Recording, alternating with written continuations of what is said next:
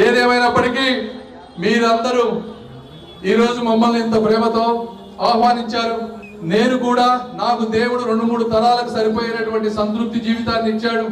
నా రాబోయే 30 సంవత్సరాలు మీకు ఏ సమస్య వచ్చినా ముందుండి మనస్ఫూర్తిగా అబద్ధాలు చెప్పకుండా నీతి నిజాయితీతో పేదవారి జీవితాలు ముఖ్యంగా బాగుపడే విధంగా నేను ప్రవర్తిస్తానని, గుంటూరు ప్రజలందరూ తలెత్తుకుని గర్వంగా చెప్పుకునే మా ఎంపీ పెమ్మసాని అనే విధంగా నేను ఉంటానని మీ అందరికీ మాట ఇస్తూ మీ ప్రేమని మూటగట్టుకొని మళ్ళీ వస్తానని తెలియజేసుకుంటూ సెలవు తీసుకుంటున్నాను.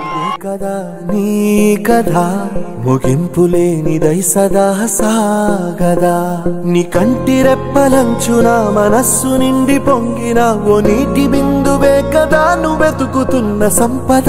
ఒక్కొక్క జ్ఞాపకానికి 100 ఏళ్ల ఆయువుందిగా, ఇంకెన్ని ముందు వేచనో అవన్నీ వెతుకుతూ పదా.